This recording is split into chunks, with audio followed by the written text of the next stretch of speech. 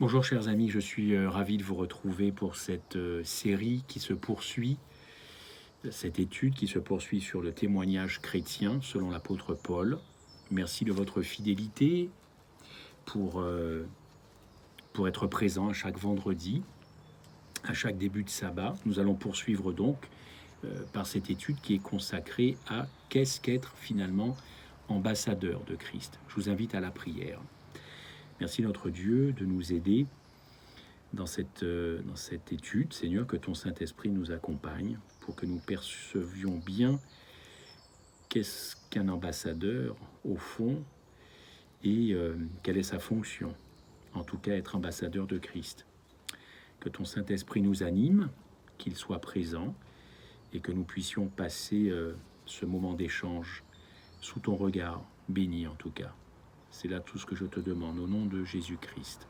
Amen. Oui, qu'est-ce qu'un ambassadeur? Je vous invite à prendre le texte dans vos Bibles, évidemment, toujours dans 2 Corinthiens 5, verset 17. Paul déclare, si quelqu'un est en Christ, c'est une création nouvelle. D'ailleurs, la version originale, c'est création, c'est pas créature. Donc, création nouvelle, les choses anciennes sont passées, voici, toutes choses sont devenues nouvelles, et tout cela vient de Dieu, qui nous a réconciliés avec lui par Christ et qui nous a donné le ministère de la réconciliation. C'est un verset que vous connaissez évidemment, je pense. Alors c'est vrai que beaucoup de chrétiens veulent connaître évidemment ce que nous réserve l'avenir proche.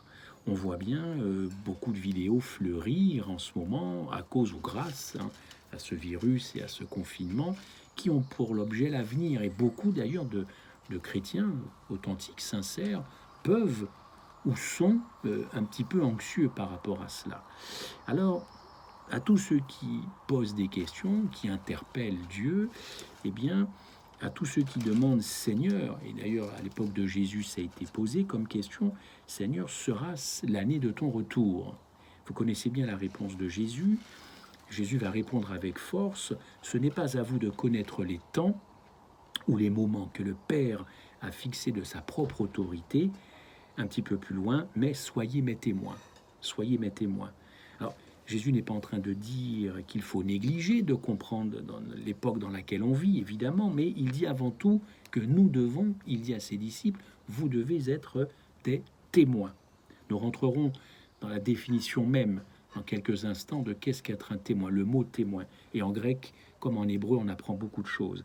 Finalement, être chrétien, vous l'avez compris, ce n'est pas faire le petit ou le grand prophète, ni d'ailleurs en savoir davantage sur le Fils de Dieu lui-même. Il est écrit dans Matthieu 24, 36, « Pour ce qui est du jour et de l'heure, personne ne le sait, ni les anges des cieux, ni le Fils, mais le Père seul. » Le Père seul. Donc, être en Christ, c'est laisser agir Christ en nous, afin que le vieil homme puisse disparaître et que l'homme nouveau, eh bien, soit bien présent dans nos vies. Alors c'est vrai que si nous connaissons en tant qu'adventistes du 7e jour ce que nous réserve l'avenir, le lendemain, nous avons du mal, en revanche, nous connaissons mal, pardon, ce que Dieu attend de nous. Ce très beau texte de Michée 6, verset 8, je vous invite à le prendre, Michée 6, verset 8, il t'a déclaré, ô homme, ce qui est bon. Et qu'est-ce que l'Éternel demande de toi, sinon de faire ce qui est droit, d'aimer la miséricorde et de marcher humblement avec ton Dieu. Marcher humblement avec ton Dieu. Alors oui, nous ayant réconciliés avec lui par Christ, eh bien Dieu veut faire de nous dans ce monde des fameux ambassadeurs. Des fameux ambassadeurs, le texte de 2 Corinthiens 5, verset 20, nous confiant la parole et le ministère de la réconciliation auprès de tous les hommes. Comme nous l'avons déjà vu dans les études précédentes, avant de donner un ministère oral aux siens, Dieu opère une œuvre profonde dans le cœur de ses rachetés, travail d'ailleurs qu'il poursuit, qu'il ne cesse de poursuivre. Lisez le texte de Philippiens 1, verset 6. Par l'œuvre parfaite du Christ accompli à la croix, le salut, qui n'est pas une provision, est donné à quiconque croit. En Christ, lisez le texte ou relisez ce très beau verset de Jean 3,16, le salut c'est un don. Ce qui est donné, c'est donné. Ce n'est pas une provision, n'est-ce pas? La réconciliation complète de l'homme avec Dieu est si d'ailleurs complète que le Père céleste a adopté l'homme. Paul a beaucoup écrit, notamment ce verset, nous ayant prédestinés dans son amour à être ses enfants d'adoption par Jésus-Christ, selon le bon plaisir de sa volonté. Donc, il veut faire quelque chose de nous, adoption, réconciliation, en fait, il veut faire de nous ses bien-aimés, nous communiquant effectivement sa propre vie et rendant l'homme participant à la nature divine. Et ainsi, comme on a déjà eu l'occasion de le souligner, devenir enfant de Dieu, ce n'est pas être sentimentalement, être en relation avec Dieu, mais on vient de le voir, c'est être rendu participant d'une nature qui est la sainteté, la justice, l'amour, la vérité, la fidélité. C'est parce que Jésus envisageait notre relation avec Dieu comme une relation de nature qu'il pouvait dire à ses disciples, soyez parfaits comme votre Père céleste est parfait. N'est-ce pas? Jésus ne demandait pas une imitation impossible. Il affirmait simplement que nous avions à laisser la nature de notre Père se manifester en nous. Vous lirez pour cela Matthieu 5, verset 48. Alors, si je récapitule un petit peu, nous avons vu comment Dieu commence à faire de la vie d'un chrétien la bonne odeur de Christ, le parfum de son nom et en tout lieu. Après que le brisement de nos tendances naturelles, Dieu soumet notre vie à la seigneurie de Jésus-Christ et nous enseigne à tout apprendre de lui. D'ailleurs, il nous donne beaucoup de leçons d'humilité. Et encore une fois, l'opportunité m'est donnée à travers, évidemment, cette situation de recevoir des leçons d'humilité, évidemment, mais aussi des relations un enseignement aussi basé sur la douceur, n'est-ce pas, qui apporte douceur et humiliation, le repos à notre âme. Effectivement, nous devenions également la lettre de Christ. Nous l'avons vu il n'y a pas très longtemps, une lettre lue et connue de tous les hommes. Enfin, Dieu nous conduit à contempler son Fils et le Saint-Esprit par ce prisme, ce regard d'amour qui nous transforme graduellement en son image. Et l'image, c'est ce que nous avons vu la semaine dernière. Alors, un petit aparté sur quelque chose qui est important. Il y a des jeunes convertis qui croient pouvoir brûler les étapes pour se lancer dans la prédication de l'évangile sans aucune préparation ni d'autre appel que leurs propres sentiments. C'est pour ça que je vous parlais tout à l'heure de sentimentalisme.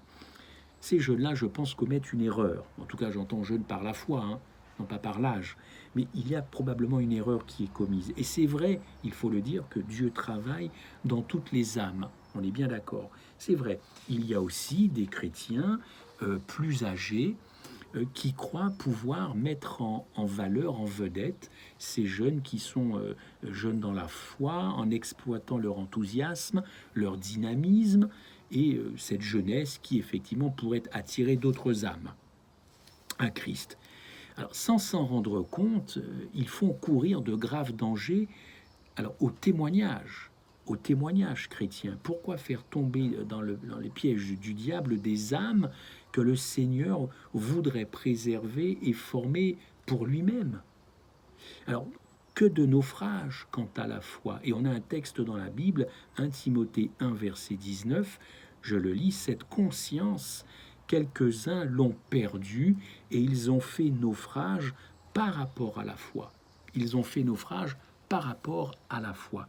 Alors oui, que de naufrages auraient pu être évités, évidemment, à des jeunes, si les anciens en âge s'étaient montrés pour une fois plus sages, Que de scandales aurions-nous épargné à l'Église avec un grand E, cette communauté de croyants, si tous avaient suivi l'enseignement de la parole, n'est-ce pas?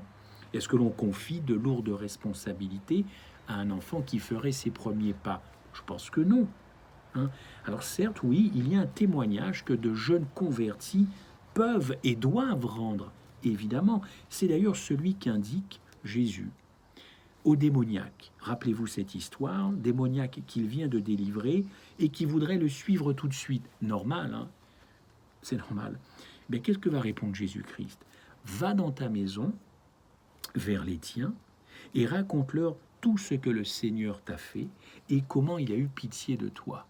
Très belle réponse, hein? Marc 5, verset 19. Méditez, quand on vous parle du témoignage chrétien, méditez entre autres, hein, sur ce verset, Marc 5, verset 19.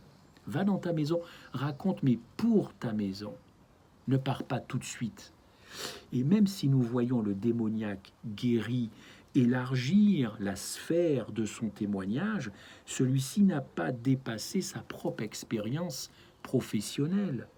Il s'en alla et se mit à publier dans la Décapole tout ce que Jésus avait fait pour lui. Pour lui. Il n'a pas enseigné à proprement parler, mais il a manifesté partout où il est allé une vie transformée, c'est-à-dire la sienne, la sienne. Quand les caractères de la nouvelle nature deviennent de plus en plus manifestes, quand le fruit de l'esprit, c'est-à-dire, on l'a vu tout à l'heure, joie, paix, patience, bonté, bienveillance, douceur et tempérance, eh bien, s'incarne en nous, alors, oui, Dieu lui-même peut nous appeler et nous confier, évidemment, un ministère évidemment dans le monde. Certes, là encore, il n'est pas question de mérite, car tout en nous est l'œuvre de sa grâce. Je répète, tout en nous est l'œuvre de sa grâce. Mais la vie de Dieu produit son fruit. La nationalité céleste du chrétien, elle est reconnue. Elle est même d'ailleurs proclamée bourgeois des cieux. Il y a même un cantique d'ailleurs qui parle, c'est là ma bourgeoisie. Trouvez ce texte dans Philippiens 3, verset 20. Je vais vous le lire. Philippiens 3, verset 20. Je lis le texte. Prenez les références également. Philippiens 3, verset 20. Pour nous, nous sommes citoyens des cieux, d'où nous attendons aussi le Sauveur, le Seigneur Jésus-Christ. Citoyens des cieux, faisant partie évidemment de la maison de Dieu. Son parfum, c'est le parfum du sanctuaire. Sa pensée est celle de Christ et ses traits, c'est ceux de Jésus. Donc, ce n'est plus lui qui prétend appartenir à Dieu, cette personne-là, mais l'esprit qui témoigne à son esprit qu'il est enfant de Dieu et qui prouve au monde par une vie et des œuvres à la gloire de Dieu. Vous savez, la Bible ignore les conversions mécaniques, automatiques, opérées simplement par une adhésion intellectuelle, une adhésion sentimentale. La Bible ignore ce type de conversion, ou alors une conversion liée simplement à des formules évangéliques, mathématiques. On ressort une phrase toute faite. Voilà. Non, l'Écriture ne parle pas de ce type de conversion. En revanche, l'Écriture nous parle d'une nouvelle naissance accomplie par le Saint-Esprit à l'écoute de la parole de Dieu. Vous retrouverez cette affirmation en Jean 3, 5. Naissance d'en haut, qui est suivie d'une croissance dans la grâce. Il faut se souvenir qu'un jeune converti est un bébé en Christ, est un bébé en Christ qui a besoin de soins, qui a besoin de nourriture, et à mesure que s'éveillera évidemment en lui la conscience de son insuffisance, la conscience de son état de pécheur, et que du coup son amour augmentera parallèlement, évidemment, de plus en plus, et bien là effectivement, il y a croissance. Dieu pourra à ce moment-là confier à ce jeune converti des responsabilités nouvelles, il n'y a pas de problème. Mais comme l'enfant qui veut vivre à sa guise, alors qu'il n'en a pas les moyens, cette personne court, ce jeune court vers la misère. Le jeune chrétien qui croit pouvoir s'affranchir bien vite du contrôle de ses pères ou parents spirituels pour servir Dieu selon les propres impulsions de son cœur. Il court à l'échec. Il court à l'échec et ce sera très douloureux comme échec. Il faut donc, chers amis, que les jeunes qui sont dans la foi puissent trouver des endroits, des foyers spirituels où ils vont pouvoir grandir, croître dans cette grâce. Un endroit où ils seront aimés, où ils seront évidemment entourés, et ils pourront faire à ce moment-là de grandes expériences, encore une fois sous le regard attentif de celles et ceux qui le côtoient, de celles et ceux qui l'aiment, et de celles et ceux qui vont l'apprendre à le faire marcher. Évidemment, vous l'avez compris.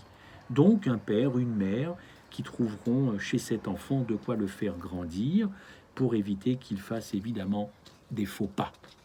Tout cela se passera évidemment dans cette famille spirituelle.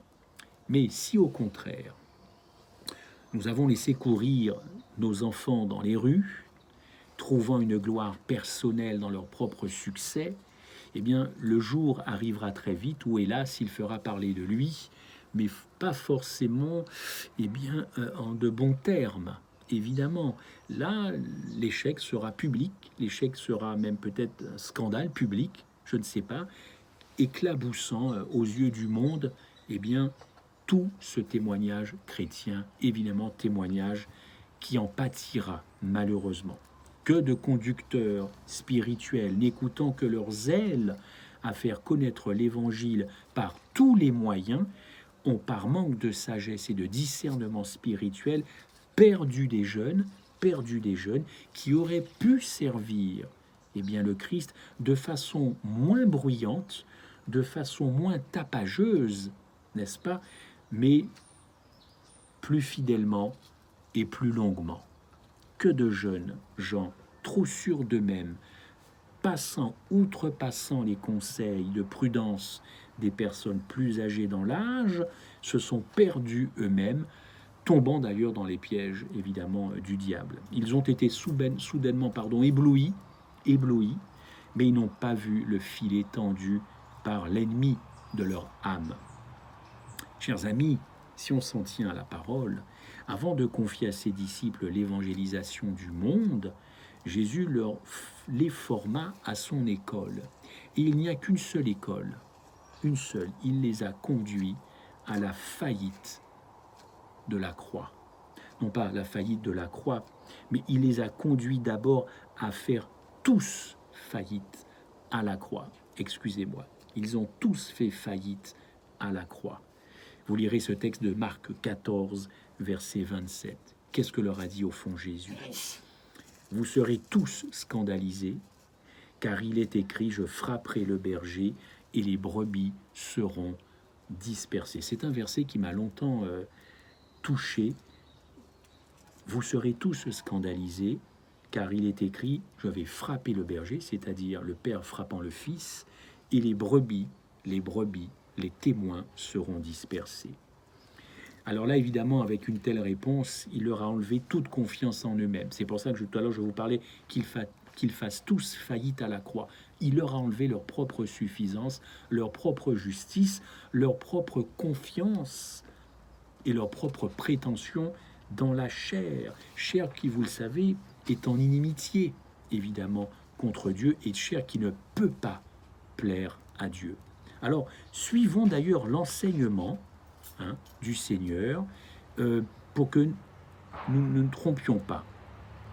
Quand Dieu respirera en nos vies le parfum de son Fils, quand il verra ses pensées fixées dans notre sensibilité et qu'il pourra retrouver en nous les traits de son bien-aimé, alors là, oui, effectivement, à ce moment-là, il pourra nous appeler et pour que nous puissions et sûrement témoigner, et il nous confiera une tâche, une mission de grâce, et ce fameux ministère dont je vous parlais, le ministère de la réconciliation. Ayant été réconciliés avec Dieu par Christ, ayant connu l'amour agapé de Dieu, que Dieu a pour nous, nous pourrons par sa grâce, alors là, oui, à ce moment-là, subir tout un tas de pressions, du monde, évidemment, sans céder à toutes ces tentations, à toutes ces pressions, et sans trahir le gouvernement céleste, et sans trahir finalement nos lettres de créance. Oui, à ce moment-là. Mais il faut qu'il se passe du temps avant que ce temps n'arrive. Chers amis, il y a toujours un grand danger, selon moi, à vouloir prêcher l'Évangile en s'identifiant au monde afin de mieux atteindre ce monde. Il n'y a pas d'ambiance à créer, il n'y a pas d'atmosphère à entretenir pour que la parole prêchée soit reçue par les personnes présentes, par exemple dans une salle. C'est quoi comme ambiance qu'il faudrait créer? Faire du bruit, faire de la musique uniquement pour attirer le regard. Alors c'est ça, on en est rendu là maintenant en 2020. Mais nous ne sommes pas envoyés par Dieu dans ce monde pour avoir du succès. Depuis quand le chrétien fidèle, authentique, sincère, persévérant, zélé, il a été mis sur terre pour avoir du succès? Mais pas du tout. Dieu nous a envoyés pour faire connaître la vérité aux âmes, évidemment, avec amour et fidélité. Seule la parole de Dieu, c'est une semence incorruptible. Et seul le Saint-Esprit est capable de faire germer dans le cœur toutes ces choses. Pas besoin de grosses caisses, pas besoin de grosses musiques, de lumière, de flash, pas besoin de sunlight, on n'est pas en boîte de nuit. Il faudrait tout ça aujourd'hui pour attirer quelqu'un. Mes amis, pas sûr, hein? Même certain, pas nécessaire. Quant aux fonctions d'ambassadeur de Christ, arrêtons-nous quelques instants sur ce 4e degré du témoignage chrétien. Qu'est-ce qu'un ambassadeur? Vous le savez, un ambassadeur, c'est le représentant d'un État auprès d'un autre État, ou parfois auprès d'une organisation internationale. C'est le rang d'ailleurs le plus haut au sein de la hiérarchie diplomatique, n'est-ce pas? Et parfois on l'emploie aussi au sens figuré pour qualifier toute personne chargée d'un message ou d'une mission. La raison, évidemment, de notre entretien aujourd'hui. Mais c'est quelqu'un qui représente un État auprès d'un autre État. Alors, si nous nous souvenons simplement de cela, nous comprendrons facilement quelle est la position et quelles sont les fonctions d'un ambassadeur de Jésus-Christ. Il est dans le monde, mais sans être du monde. Il est dans le monde non pour lui-même, mais pour le Christ. Entretenu par son gouvernement, il ne recherche pas son propre intérêt, mais veille sur ceux de Christ et de tous ceux qui sont au Christ, étrangers et voyageurs sur la terre. Cet ambassadeur ne se conforme pas au siècle présent, n'est-ce pas? Mais son identité, elle est en Christ. Son origine est céleste, sa nationalité est étrangère. Tout ça, c'est manifestement connu et reconnu. Ensuite, pour être ambassadeur, il est nécessaire d'être citoyen du pays que l'on est appelé à représenter, évidemment. Donc, il faut être né de nouveau, évidemment. Et ensuite, peut-être une 6e caractéristique, nul ne s'attribue une telle dignité s'il n'est appelé par son gouvernement qui choisit ses représentants parmi les hommes connus, n'est-ce pas? Hélas, beaucoup de chrétiens s'arrogent à eux-mêmes cet honneur et partent dans le monde sans lettre de créance, n'est-ce pas? Ils ont entendu parler de l'Évangile, ils se sont décidés même pour Christ, et désormais, eh bien, ils veulent partir, prêcher aux foules, avant d'avoir témoigné auprès des âmes qui l'entourent. Notre foyer, Ellen White n'a-t-elle pas dit que c'est le premier champ d'évangélisation, n'est-ce pas? Alors tout cela est pourtant contraire à l'Écriture et à l'enseignement apostolique. Regardons pour preuve la Bible. Regardez les hommes de Dieu tels que Moïse, Gédéon, David, Jérémie, Amos, Pierre, Jacques, Jean, Saul de Tarse. Aucun d'eux n'a décidé de servir Dieu, mais c'est Dieu qui les a choisis, c'est Dieu qui les a appelés, c'est Dieu qui les a formés, c'est Dieu qui les a envoyés. Leur ministère est un ministère d'obéissance. Et ils agissent dans une dépendance complète avec Dieu. C'est Dieu lui-même qui donne ses lettres de créance pour se présenter devant les hommes. Quels sont ces hommes? Pharaon, Goliath, César, Saül, n'est-ce pas? Les ambassadeurs pour Christ, munis de leur lettre de créance qui vient du ciel, alors oui, ce sont ceux qui manifestent son parfum, qui vivent selon ses pensées et qui reflètent son image. Voilà le témoignage, voilà les clés du témoignage. Revêtus de dons que Dieu donne lui-même, appropriés à l'exercice de leur ministère, ils peuvent y aller maintenant. 1 Corinthiens 12, versets 7 à 11. Vous connaissez bien ce verset. Or, à chacun, la manifestation de l'Esprit est donnée pour l'utilité commune. En effet, à l'un est donné par l'Esprit une parole de sagesse, à un autre une parole de connaissance, selon le même Esprit. Je répète, 1 Corinthiens 12, versets 7 à 11. Alors oui, à ceux-là, il leur est donné autorité pour parler en son nom et le représenter auprès des âmes perdues, recevant ces directions d'en haut, continuellement en liaison avec le trône de Dieu, l'ambassadeur de Christ, il ne fait rien pour lui-même et il ne dit rien de lui-même. Soumis à Jésus, cet ambassadeur ne se met pas en avant. C'est pas je suis un tel, vous m'avez reconnu, je suis un tel, un tel. Il parle pas, se met pas en avant. Ça, c'est une première caractéristique. Mais il va exalter le Christ. C'est Christ en premier. Cet ambassadeur de Christ, il ne fait pas valoir ses droits. Voilà, j'ai fait ça, j'ai fait tant de diplômes, j'ai passé tout ça. Il ne fait pas valoir tout cela. Mais il fait valoir les droits de Christ, n'est-ce pas? Il ne travaille pas pour lui-même, cet ambassadeur. Ce n'est pas un carriériste, y compris d'ailleurs carrière dans l'Église. On monte, on monte, on monte. Non, il ne fait pas une œuvre personnelle, mais il attache les cœurs au Christ, leur ouvre l'accès à la patrie céleste, renseignant toute âme sur les choses d'en haut, les choses qui sont en haut et les suppliant au nom de Jésus. Et j'y tiens à cela, d'être réconcilié avec Dieu, conscient qu'à tout moment, cet ambassadeur peut être appelé par son gouvernement. Eh bien, cet ambassadeur veille sans cesse à accomplir fidèlement sa tâche, et à vivre sa mission, évidemment, ici-bas. D'ailleurs, comme si c'était la dernière mission, comme si vous pouviez être rappelé tout de suite, chers amis. Ambassadeur d'un Dieu saint, appelé à parler en son nom. C'est pas une petite affaire. Il va mettre du sérieux dans ses actes et dans ses paroles. Prêcher l'Évangile n'est pas pour lui un sport ou une plaisanterie spirituelle. Voilà pourquoi dit l'apôtre Paul, nous ne falsifions point, pardonnez-moi, la parole de Dieu comme le font plusieurs, mais c'est avec sincérité, mais c'est de la part de Dieu que nous parlons en Christ devant Dieu. 2 Corinthiens 2, verset 17. Chers amis, c'est important d'être un ambassadeur du Christ. Est-ce que nous voulons enfin nous rendre compte de cette grande responsabilité qui pèse sur vous et moi? L'Église de Jésus-Christ, c'est comme une ambassade de Dieu sur cette terre. C'est un coin de ciel ici-bas.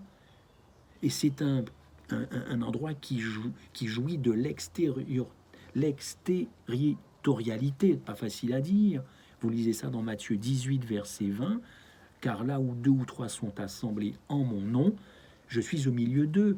C'est une patrie sur terre, cette affaire-là. Car là où 2 ou 3 sont assemblés en mon nom, je suis au milieu d'eux. Donc Dieu maintient encore des relations avec ce monde qui fait tout pour lasser sa patience divine et attirer sur lui la colère et le jugement. Mais bientôt, nous le savons, Dieu va rompre ces relations qu'il conserve avec un monde impie, après avoir tout fait d'ailleurs pour le sauver, n'est-ce pas? Bientôt, cette dernière trompette, elle va finir par sonner. Il y aura donc le rappel des ambassadeurs de Christ et tous ceux qui sont membres de l'ambassade, évidemment, de l'ambassade céleste. Oui, Jésus revient, oui, pour rappeler les siens. rappeler les élus, et évidemment, vous le savez aussi, pour juger le monde. Pressés par l'amour du Christ, ne vivons plus pour nous-mêmes, chers amis, mais proclamons à tous les pécheurs le glorieux message de la réconciliation. Dieu était en Christ, réconciliant le monde, le monde, pas les chrétiens seulement, le monde entier avec sa personne, et n'imputant aux hommes aucune offense. Nous vous en supplions, c'est une supplication de l'apôtre Paul, nous vous en supplions, au nom du Christ, soyez réconciliés avec Dieu. Celui qui n'a pas connu le péché, il l'a fait devenir péché pour nous, afin que nous devenions justice en lui. Ah, chers amis, oui, c'est très important, effectivement, d'être ambassadeur. D'ailleurs, témoin de Christ. Pour terminer, avant de vous citer une citation de Madame White, dans le grec, le mot témoin, c'est martus. Ce mot fait toujours référence à un témoin que l'on présente devant une cour de justice. Autrement dit, il s'agit d'une personne qui a bel et bien vu et entendu quelque chose qu'elle s'apprête à déclarer sous serment au tribunal. Donc un témoin martus, il y a 3 mots pour témoin en grec, je prends celui-là, c'est quelque chose de très important. Vous comprenez qu'il y a une notion légale, une notion de justice.